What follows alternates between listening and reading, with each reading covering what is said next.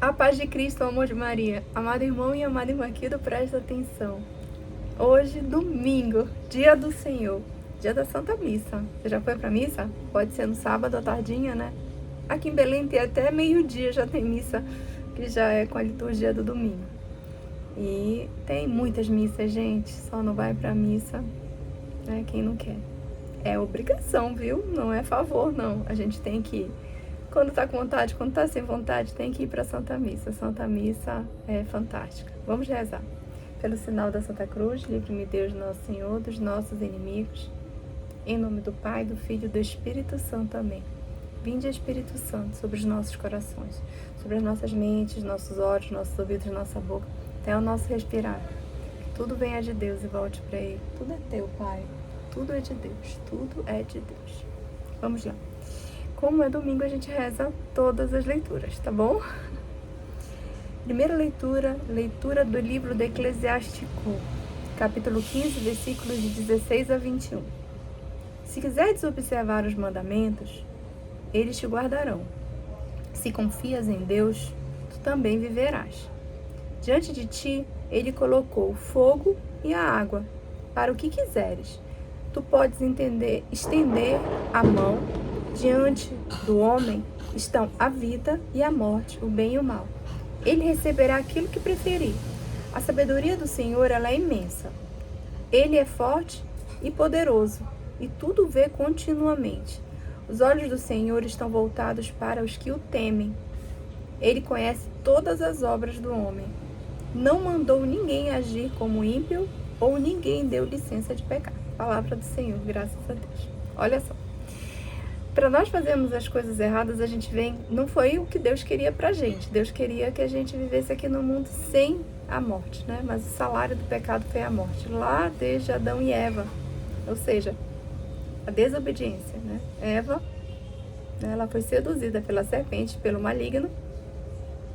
Mas ela tem o livre-arbítrio dela, né? Ali naquele mundo, ela disse sim à sedução e desobedeceu a Deus. Isso era um local que ela não podia ir. E foi exatamente onde ela quis ir. Pela sedução de ser como Deus. Nunca, né? Nunca. Ninguém vai ser como Deus. Deus é Deus. Deus, ele é infinitamente sábio. Ele é onipotente e onipresente. Ou seja, o poder dele é imensurável. E a presença dele é atemporal. Ele está em todos os lugares ao mesmo tempo, nos mesmos horários. Ele enxerga tudo, ele vê tudo.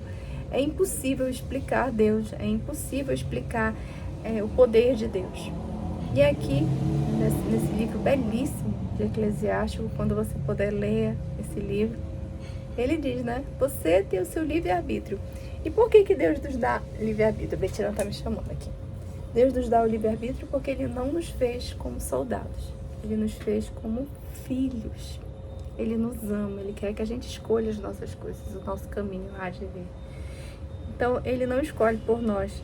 Ele dá a vontade para você escolher o que você quer fazer, o que você deve fazer. Vai da sua consciência. Aí, gente, tem as três coisas, né? Tem a nossa concupiscência, essa vontade de fazer o mal aí terrível. Tem um mundo, né? O mundo não é o mundo terra, é o mundo o que nos leva a fazer as coisas erradas, e tem o maligno. Então são três coisas fortes. Deus sabe que a gente luta muito, né? Ele veio aqui enquanto homem, como seu filho, e ele viu como é dureza viver nesse mundo.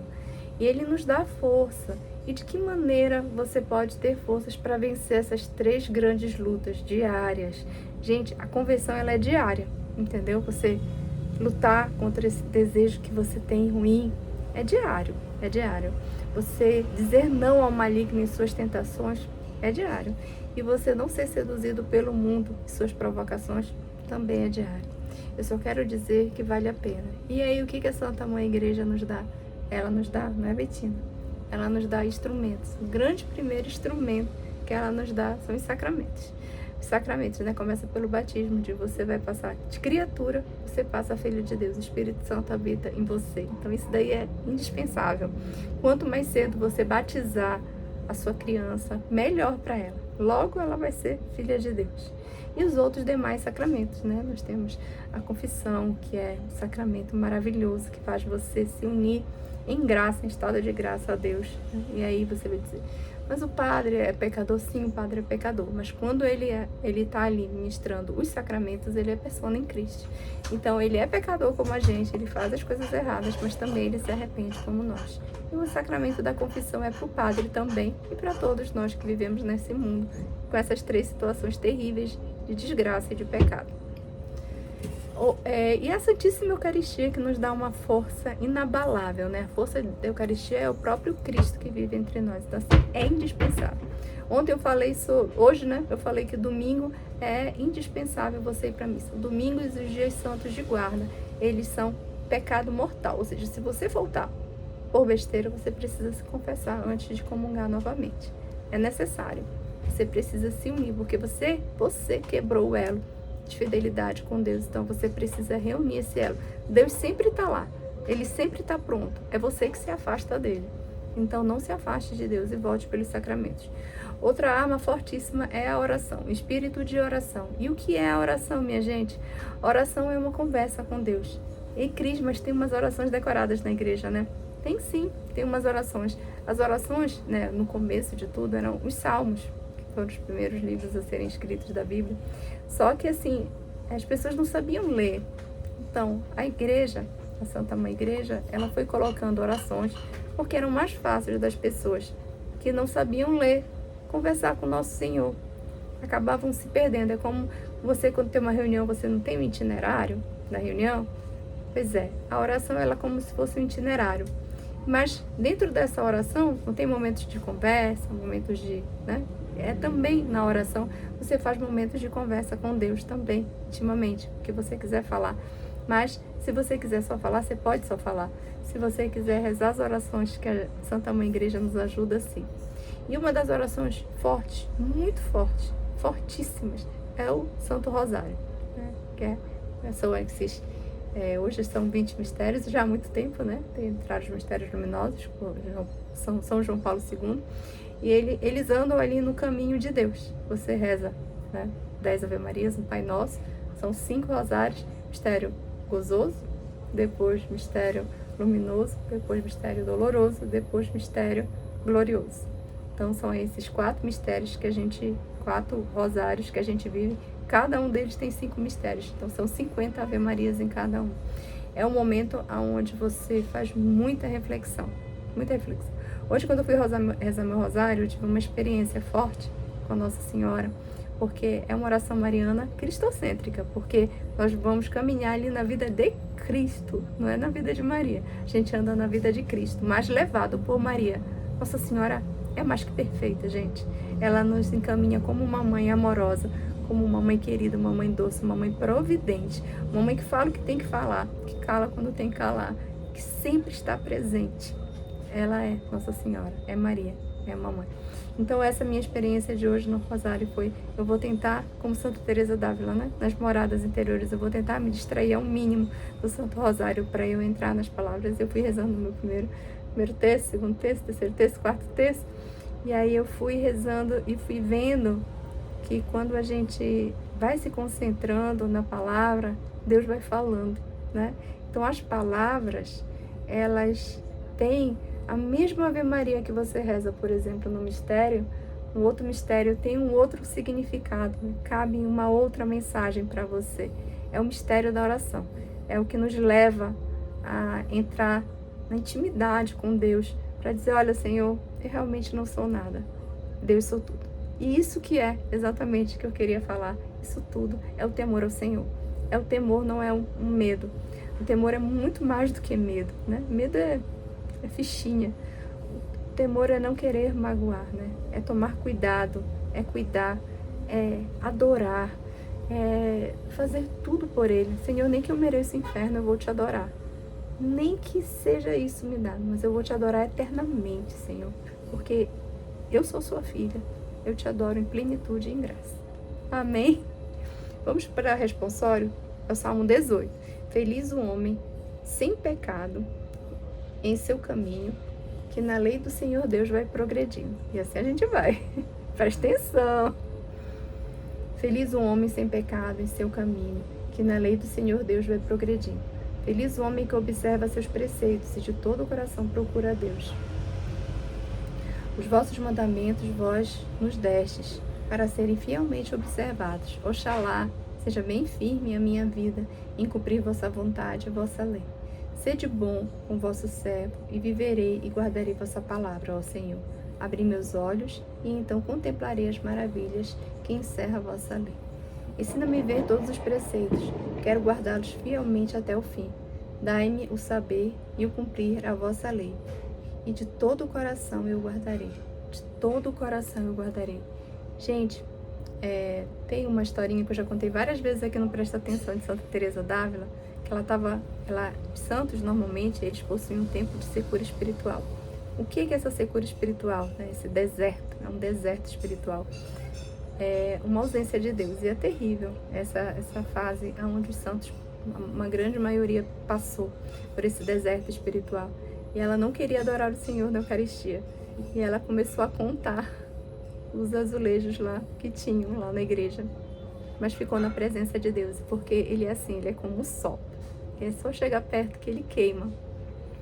E aí, quando ela tinha as locuções com o Nosso Senhor, ela perguntou qual foi a adoração que ela tinha feito que mais tinha agradado a ele. Ele disse que foi aquela, que ele foi sem querer. Por isso eu falo para você, adore, mesmo sem querer. Adore na tristeza, adore na angústia, adore na dor. Porque quando você está fraco é que você é forte.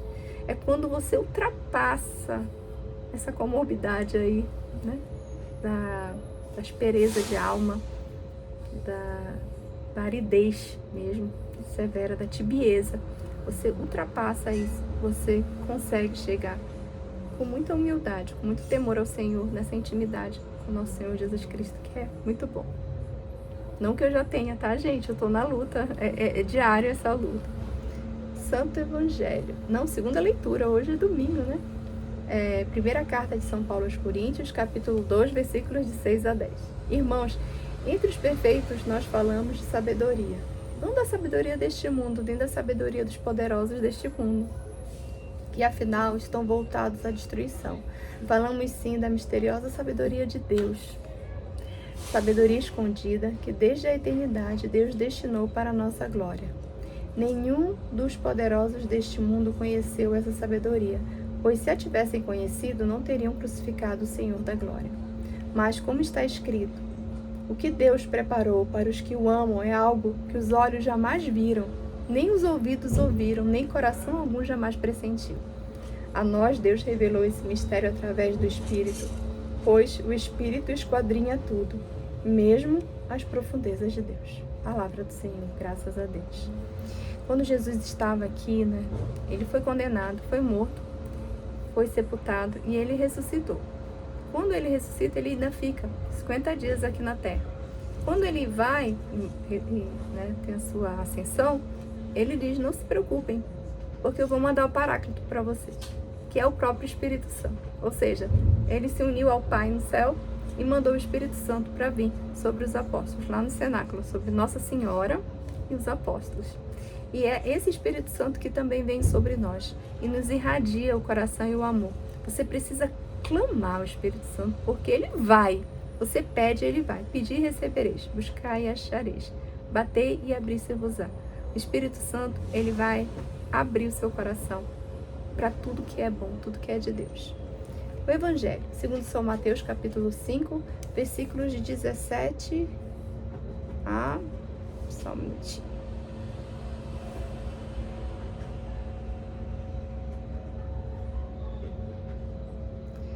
37.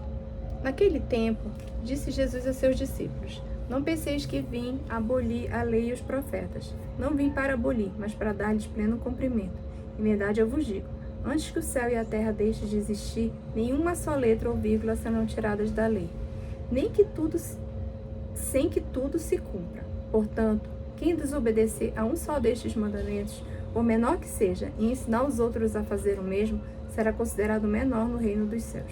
Porém, quem os praticar e ensinar será considerado grande no reino dos céus. Porque eu vos digo, se a vossa justiça não for maior que a justiça dos mestres da lei, dos fariseus, vós não entrareis no reino dos céus.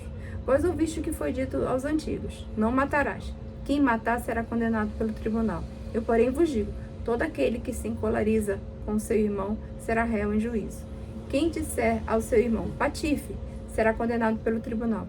Quem chamar o irmão de tolo será condenado ao fogo do inferno. Portanto, quando tu estiveres levando a tua oferta para o altar, e ali te lembrares que teu irmão tem alguma coisa contra ti, deixa a tua oferta ali diante do altar, e vai primeiro reconciliar-te com teu irmão. Só então vai apresentar a tua oferta. Procura reconciliar-te com o teu adversário enquanto caminhas contigo para o tribunal. Senão o adversário te entregará ao juiz, o juiz te entregará ao oficial de justiça, e tu serás jogado na prisão. Em verdade eu te digo, dali não sairás enquanto não pagares o último centavo. Ouviste que foi dito: não cometerás adultério. Eu, porém, vos digo: todo aquele que olhar para uma mulher com desejo de possuí-la, já cometeu adultério com ela no seu coração. Se o teu olho direito é para ti ocasião de pecado, arranca-o e joga-o para longe de ti. De fato, é melhor perder um dos teus membros do que todo o teu corpo ser jogado no inferno. Se tua mão direita é para ti ocasião de pecado, corta e joga para longe de ti. De fato, é melhor perder um dos teus membros do que todo o teu corpo ir para o inferno. Foi dito também: quem se divorciar de sua mulher, dê-lhe uma certidão de divórcio. Eu, porém, vos digo: todo aquele que se divorcia de sua mulher, a não ser por motivo de união irregular, faz com que ela se torne adúltera, e que se casa com uma mulher divorciada, comete adultério. Vós ouvistes também o que foi dito aos antigos: não jurarás falso, mas cumprirás os teus juramentos feitos ao Senhor. Eu, porém, vos digo: não jureis de modo algum, nem pelo céu, porque é trono de Deus, nem pela terra, porque é o suporte onde apoia os seus pés, nem por Jerusalém, porque é a cidade do grande rei.